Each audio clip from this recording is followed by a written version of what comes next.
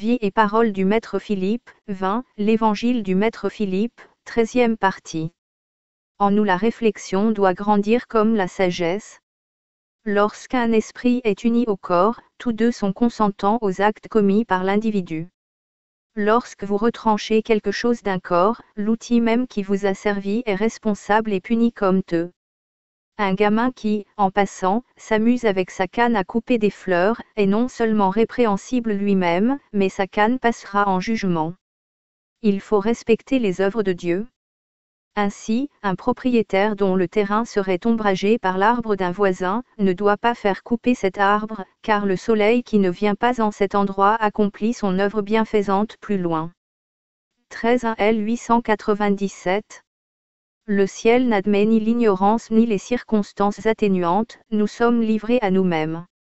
Si nous nous croyons forts, nous sommes traités comme tels, on nous donne le travail d'un fort à faire. Si au contraire nous sentons notre faiblesse, le ciel a pitié de nous, il ne nous accable pas et même il nous aide. Mais il faut que ce sentiment de faiblesse soit bien dans le fond de notre cœur. Quand une mauvaise action a été commise et non neutralisée immédiatement entre vivants, il ne se passe pas 7 générations avant que le coupable revienne dans une nouvelle incarnation annihiler son acte mauvais. La bonne volonté. Dans le monde, celui qui vient après l'heure n'a tient. Dieu tient compte de la bonne volonté, et c'est pourquoi il donne au dernier comme au premier puisqu'il est impartial. 21 mai 1901. L'intention. Les intentions seules comptent, celui qui donne pour être ou félicité a déjà reçu sa récompense.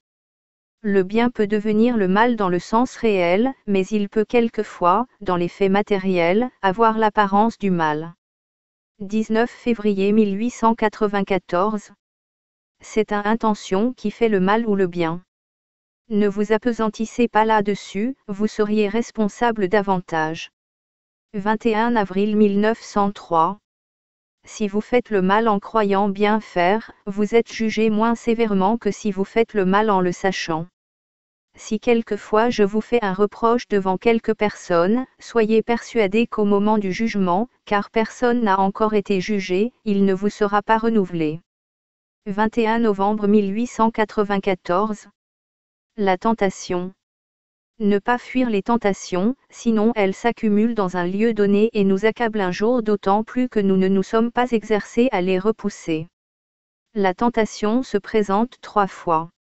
Nous pouvons résister une première fois, elle se représente ensuite, puis une 3e fois, plus forte que les 2 premières, et si nous résistons cette dernière fois, elle ne se représentera plus, c'est fini. Nous ne sommes éprouvés que selon nos forces, c'est-à-dire selon ce que nous pouvons supporter. 12 septembre 1894. Le démon se sert de tous les moyens pour nous garder chez lui, c'est-à-dire dans sa demeure. Il se sert des êtres invisibles comme des êtres visibles. Si quelqu'un vient nous trouver, quelquefois sans savoir pourquoi, nous lui racontons nos peines et cette personne nous donne un moyen pour nous délivrer de nos ennuis en faisant du tort à notre frère ou même à notre ennemi. Cette personne nous donne un mauvais conseil, elle est dans la demeure du démon, c'est lui qui l'a envoyé pour nous tenter. Chaque être a, pour le tenter, un être proportionné à son degré d'avancement et, quand on est très cuirassé, il vient un démon pour nous dire, voyons un peu tous les deux, fais tel miracle. Et vous répondez, non, je ne puis pas le faire. Parce que, quelle que soit la force que vous ayez, vous ne devez rien faire pour les curieux. Alors il vous répond, eh bien, moi, je te donnerai de quoi le faire si tu veux.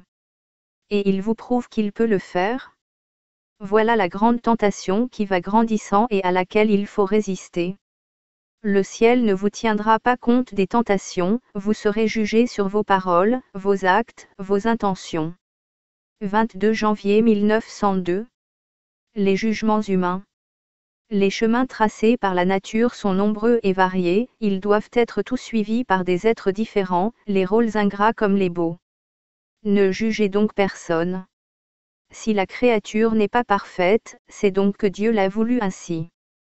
Il a été dit, tu ne jugeras point le Seigneur ton maître. Juger la créature, c'est juger le Seigneur. 18 février 1902. Nous ne nous connaissons pas nous-mêmes, comment voudrions-nous juger les actes? Il faut se connaître soi-même avant de chercher à connaître les autres. Quand on se connaît, on n'a plus envie de juger les autres. Nous n'avons pas le droit de traiter quelqu'un de fou. 8 janvier 1895. Si vous ne jugez pas autrui, vous ne vous exposez pas à faire comme lui. Si un jeune homme fait un faux pas et vient vous demander secours et si vous le jugez et lui refusez, il faudra qu'il soit commis la même faute par vos petits-enfants. Mais si, tout en conservant votre pensée intime de le juger mal, vous n'en faites pas cas et le secourez comme un autre de vos frères, il vous en sera tenu compte comme si vous soulagiez ce frère sans le juger. Nous demandons à grandir et si, en grandissant, nous ne faisons pas des efforts pour chasser le mal qui est en nous, il grandit aussi et c'est pour cela que, si nous voyons un grand coupable et nous disons, c'est un grand coupable, nous le jugeons et nous n'irons dans le ciel que lorsque nous aurons passé par là, que l'on aura dit la même chose de nous, il mérite la pitié plutôt que le blâme. 14 mars 1895. La médisance. Il ne faut pas médire, c'est offenser Dieu, car le prochain a en lui, comme nous, une étincelle de Dieu, au contraire, il faut faire son possible pour ramener dans le droit chemin ceux qui sont en retard. 28 janvier 1895. Quelquefois, lorsqu'on est près de certaines personnes, on sent quelque chose qui nous entoure, nous gêne et nous oppresse, cela tient souvent à ce que ces personnes viennent de dire du mal de leur prochain ou d'en laisser dire devant elles sans prendre sa défense, d'où le sentiment de malaise. Il ne faut jamais jeter la pierre à personne pour quelque motif que ce soit. 18 juin 1895.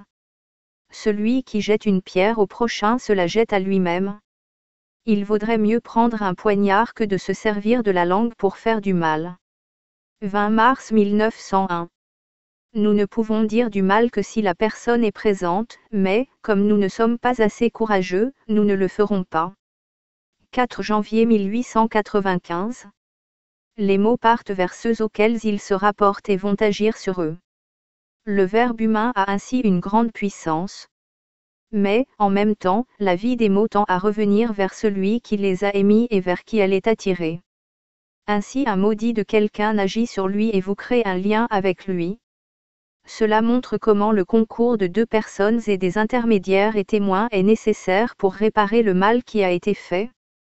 Quand on dit par exemple qu'un homme est avare, on met le pied sur son chemin.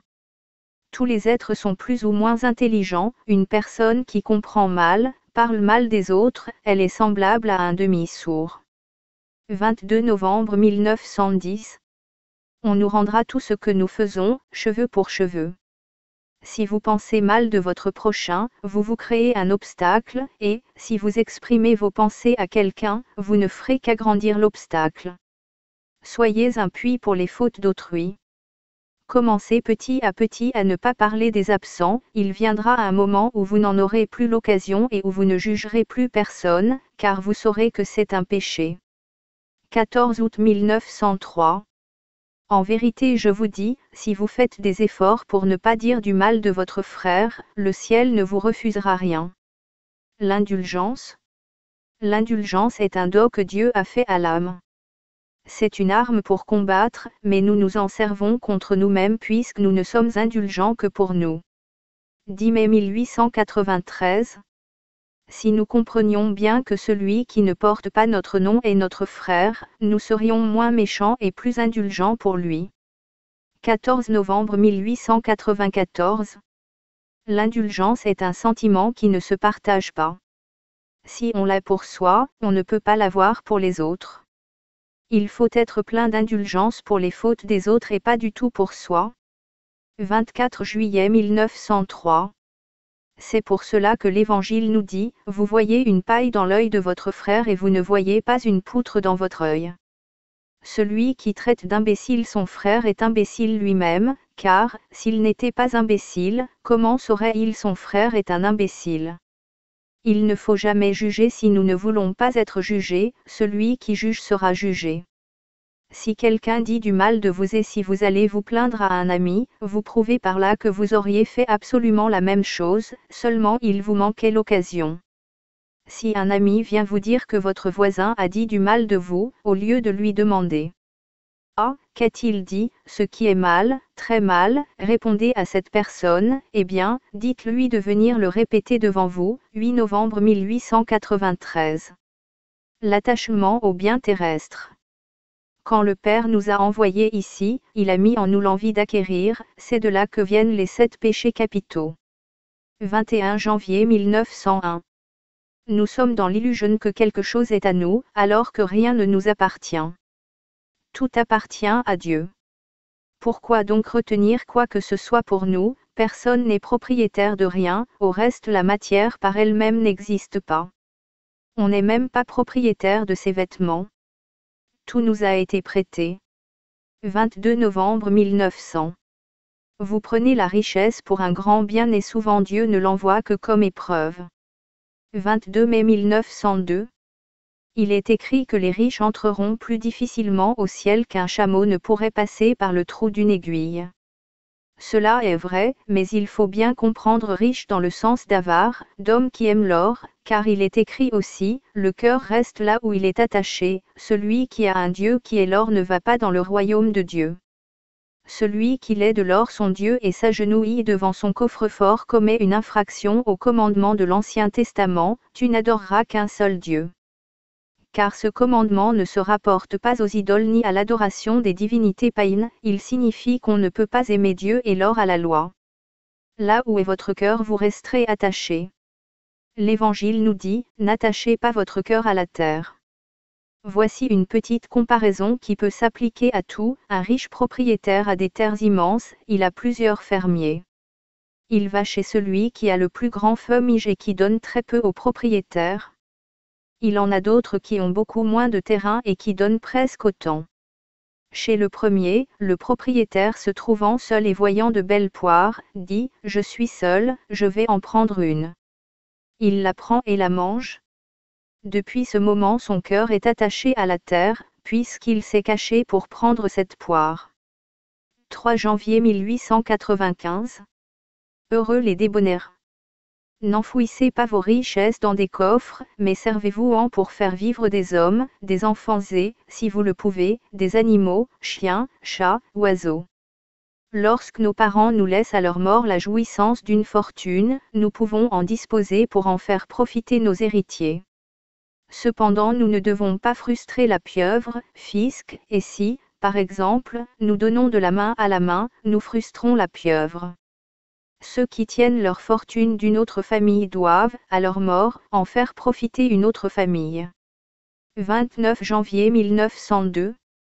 Vous avez vu dans l'Écriture ces paroles, que celui qui m'aime quitte son père, sa mère, ses sœurs, et le mari sa femme pour me suivre. Avez-vous compris ce que cela voulait dire? Non pas de se réfugier dans des couvents pour y passer sa vie, ce n'est pas que je veuille dire du mal des couvents, ils existent, il faut les respecter, mais par exemple, un père meurt et laisse son patrimoine à partager entre 2 frères, vite chacun en voudra la moitié. Eh bien, s'il plaît à l'un d'avoir plus que sa part, il faut que l'autre le lui donne, et encore davantage, jusqu'à ce qu'il n'ait plus rien. Bien sûr, sa famille le traitera d'insensé, plus tard ses enfants le maudiront de les avoir dépouillés, cela ne fait rien, c'est ainsi qu'il peut me suivre en quittant les siens, et, comme tout se retrouve, les biens donnés seront rendus aux enfants de celui qui en aura disposé. 7 novembre 1893. J'ai très faim, voici un être qui n'a pas faim mais qui a envie de mon repas, je dois le lui donner, il ne m'en sera pas reconnaissant, mais qu'importe. Ce sera un exemple pour cette âme, et encore comment cette âme pourrait-elle être ingrate puisqu'elle est un rayon de Dieu? Peut-être Dieu ne m'a-t-il donné ce repas que pour que je le lui donne. Alors, quand nous aurons anéanti cette cupidité, ce soi-même qui est en nous, que nous serons bien convaincus que nous sommes tous solidaires les uns des autres, alors nous pourrons aller dans le ciel et nous nous y trouverons si bien que nous ne voudrons pas y rester. Au prix d'épreuves encore plus dures que celles que nous avons traversées, nous voudrons avancer encore. Mai 1895.